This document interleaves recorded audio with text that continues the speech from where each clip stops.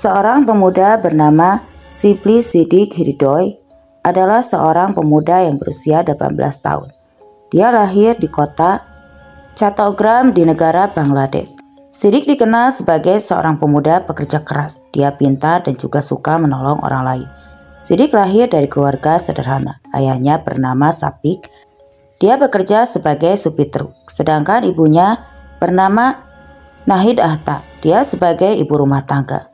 Siddiq memiliki mimpi besar menjadi orang sukses. Dan sejak kecil dia sudah bekerja di sebuah peternakan untuk mengumpulkan biaya sekolah. Karena ketekunan Siddiq dalam bekerja, pemilik peternakan itu akhirnya mengangkat Siddiq untuk menjadi manajer di sana. Siddiq sangat bangga dengan dirinya sendiri dan dia mengumpulkan uang untuk biaya kuliahnya. Di tempat bekerja, Siddiq memiliki banyak teman, namun teman-temannya itu usianya lebih tua 5 atau 6 tahun dari Siddiq. Mereka bekerja sebagai pekerja biasa dan harus mengikuti apa yang dikatakan oleh Siddiq. Karena Siddiq lebih muda dari mereka dan Siddiq adalah pria yang sangat jujur dalam bekerja. Terkadang dia memiliki masalah dengan teman kerja. Siddiq dikenal sebagai pria yang sangat disiplin dan tidak pernah mengingkari janji. Pada tanggal 28 Agustus di tahun 2023, Siddiq pergi bekerja pagi hari seperti hari-hari biasanya. Namun di sore hari, Siddiq tidak pulang ke rumah dan juga tidak memberi kabar kepada orang tuanya. Orang tuanya pikir Siddiq ada pekerjaan yang tidak bisa ditinggalkan dan tidak pulang.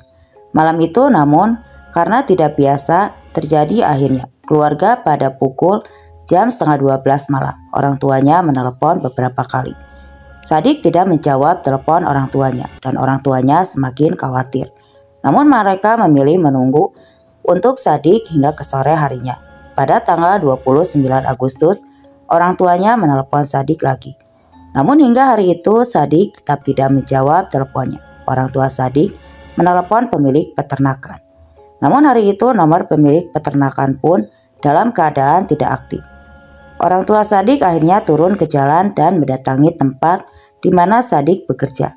Namun di sana tidak ada satu orang pun yang melihat Siddiq. Sore harinya pada tanggal 29 Agustus, orang tua Siddiq tiba-tiba mendapat telepon dari nomor anaknya. Setelah mereka angkat, Siddiq dalam keadaan panik dan mengatakan dia telah diculik oleh seseorang dan berada di dalam mobil. Sudah selama 12 jam, Siddiq mengatakan bahwa dirinya dipukuli oleh beberapa orang dan saat itu sedang bersembunyi. Untuk menelepon di tengah pembicaraan Siddiq dengan ayahnya, tiba-tiba penculik memutuskan saluran telepon mereka. Dan sejak saat itu, orang tua Siddiq tidak tahu apa yang terjadi. Ibu Siddiq berusaha menelponnya lagi, namun tidak ada jawaban dan nomor itu sudah tidak aktif. Ketika orang tua Siddiq ingin menelepon bantuan polisi, tiba-tiba handphone itu berdering dan itu dari nomor anaknya. Ibunya menjawab telepon tersebut dan ternyata itu bukan suara anaknya, namun suara seorang pria yang mengaku adalah penculik Siddiq.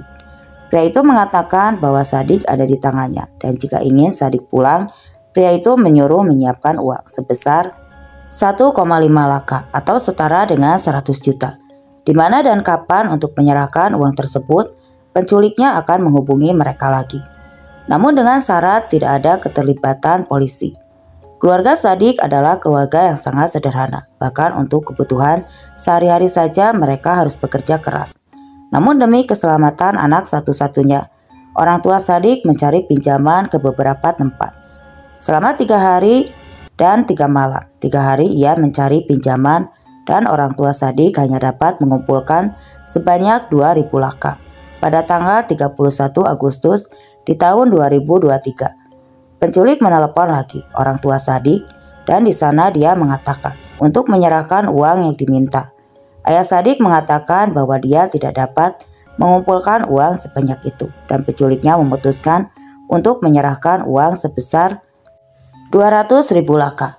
Memang aneh, tidak biasanya penculik menurunkan uang tebusan dari 1,5 juta laka menjadi 200.000 saja. Dan sepertinya penculik memang sudah tahu tentang finansial keluarga korbannya. Keluarga Siddiq masih keberatan dengan 200.000 laka karena dia tidak punya uang sebanyak itu. Penculik itu lalu mengatakan di saluran telepon, jika dia tidak membiarkan uang penuh seperti yang dia minta, maka mereka tidak akan pernah melihat Sadik lagi. Ayah Sadik meminta waktu selama 4 hari untuk mengumpulkan uang tersebut.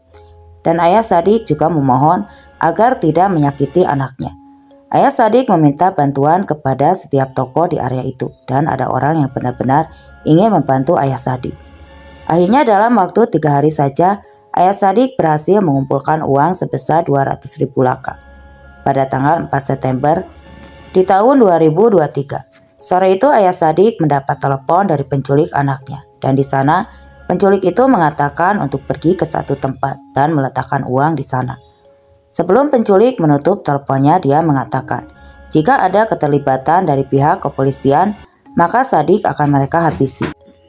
Ayah Sadik tidak mau anaknya terluka, maka dia hanya mendengarkan apa yang dikatakan oleh penculik itu. Setelah sampai di satu tempat di mana mereka menyuruh ayah Sadik datang di sana, terdapat 2 pria dengan menggunakan penutup wajah dan di sana mereka menyuruh ayah Sadik untuk menyerahkan uang yang mereka minta. Menurut ayah Sadik, kedua pria itu tidak bicara banyak dan dia hanya meminta uang lalu menyuruh ayah Sadik untuk pulang ke rumah. Pria itu sebelum meninggalkan tempat tersebut, salah satu dari mereka, dia mengatakan bahwa anaknya akan sampai di rumah terlebih dahulu sebelum sampai ayahnya Sadik. Setelah mendengar itu dia sangat lega dan berharap anaknya akan selamat dan kembali pulang ke rumah. Sesampainya di rumah ayah Sadik mencari anaknya, namun dia tidak menemukan Sadik dimanapun. Kedua orang tuanya Sadik menunggu di depan rumah. Mereka berharap kalau Sadik akan benar-benar pulang dan memanggil nama mereka. Hingga malam hari mereka belum mendapatkan kabar apapun dari anaknya dan itu membuat mereka menjadi sangat khawatir. Seluruh anggota keluarga Sadik berkumpul malam itu dan mereka mengira Sadik kemungkinan tidak akan pernah kembali pulang. Melihat keadaan itu, salah satu anggota keluarga Sadik mengatakan untuk segera mendatangi kantor polisi dan melaporkan jika Sadik telah hilang. Namun ayah Sadik mengatakan bahwa dia tidak mau melibatkan polisi karena penculik itu mengatakan jika itu terjadi mereka akan menyakiti anaknya. Setelah beberapa hari tidak ada kabar tentang Sadik. Pada tanggal 7 September, ayah Sadik menelepon handphone Sadik lagi. Namun nomor tersebut sudah tidak dalam keadaan aktif. Sejak pada tanggal 28 Agustus hingga 7 September, Sadik sudah menghilang selama 10 hari. Sore itu, ayah Sadik mendatangi kantor polisi karena dia tidak mendapatkan kabar apapun dari anaknya. Ketika polisi mendengar kabar hilangnya Sadik, mereka sangat marah. Kenapa tidak melaporkan sejak awal? Namun ayah Sadik menjelaskan alasannya. Polisi mengumpulkan tim untuk melakukan pencarian besar-besaran di area sekitar itu dan penyidik juga mulai mengumpulkan informasi tentang bagaimana perilaku Sadik dan apa yang sering dia lakukan selama investigasi berlangsung. Penyidik menyimpulkan bahwa ayah Sadik adalah pria yang baik hati dan tidak pernah punya masalah atau musuh. Di luar, ibu Sadik mengatakan kepada penyidik di mana anaknya pernah mengatakan bahwa ia pernah bertengkar dengan beberapa temannya di tempat kerja. Penyidik langsung mencari tahu siapa yang punya masalah dengan Sadik. Di tempat dia bekerja, polisi menangkap 6 orang dari tempat kerja Sadik dan semuanya dibawa ke ruang interogasi untuk dimintai keterangan. Satu persatu semua mencoba untuk mengatakan bahwa mereka tidak terlibat dalam kasus hilangnya Sadik. Namun setelah mereka mendapatkan tekanan dari pihak kepolisian, 4 dari ke-6 orang itu mereka mengatakan apa yang telah mereka lakukan. Keempat pria itu adalah yang bernama Umong Ching Marma, Siu Ching Mung Marma, Aktu Mung Marma, dan Upia Tawai Marma. Keempat pria itu tidak mau mengatakan di mana keberadaan Sadik dan setelah mereka dipenjara dan dihajar oleh napi lain. Akhirnya mereka mengatakan 2 nama pria lain yang bersama mereka dan 2 pria tersebut. Mereka bernama Ucik Tong Marma dan Usai Chong Sinduri. Penyidik meminta kepada ke-6 orang pelaku untuk melakukan rekonstruksi apa yang telah mereka lakukan kepada Sadik. Mereka mengatakan bahwa setelah Sadik selesai bekerja, Sadik berjalan pulang dan di tengah perjalanan mereka menangkap Sadik untuk melakukan balas dendam. Mereka merencanakan untuk meminta uang tebusan kepada orang tua Sadik. Namun hari itu Sadik tidak sengaja telah melihat wajah kedua pria dari mereka.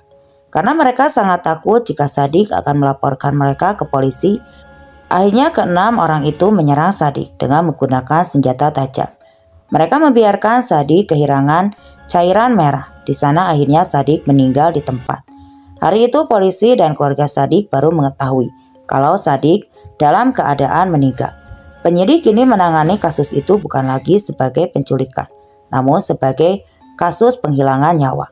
Penyidik menanyakan kepada keenam pelaku di mana mereka meletakkan jenazah korban. Namun mereka mengatakan bahwa setelah Sadik tidak bernyawa, mereka memotong korban menjadi beberapa bagian lalu membuangnya ke sebuah jurang. Polisi dan tim menyelusuri jurang yang dimaksud oleh pelaku. Namun di sana mereka hanya menemukan bagian kecil tubuh korban. Menurut penyidik, wajah korban tidak dapat dikenali lagi. Bahkan penyidik tidak tahu wajah Sadik atau milik orang lain. Ketika orang tua Sadik melihat bagian jasad tersebut, mereka mengatakan bahwa benar itu adalah potongan tubuh anak mereka. Keenam pria itu akhirnya didakwa sebagai pelaku penghilangan nyawa dan mereka dikurung di tempat isolasi untuk menunggu jadwal persidangan.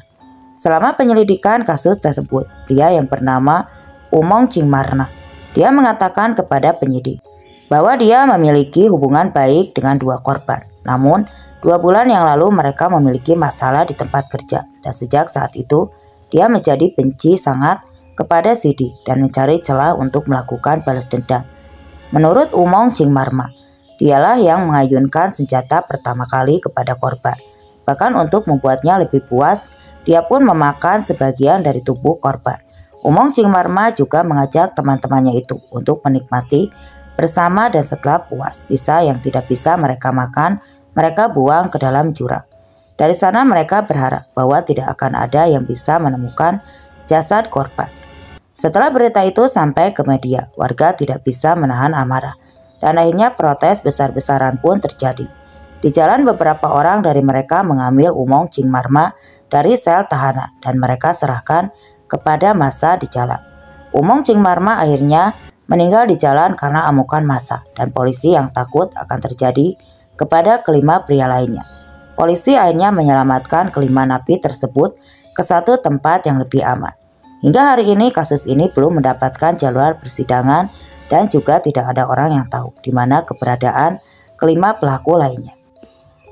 Ini adalah kasus penghilangan nyawa yang cukup sangat sadis, di mana bagian tubuh korban dimasak dan dimakan ramai-ramai. Begitu mengerikan. Sekian untuk cerita kali ini. Terima kasih yang sudah hadir di channel ini. Jangan lupa dukungannya kepada semua sahabat. Terima kasih. Wassalam.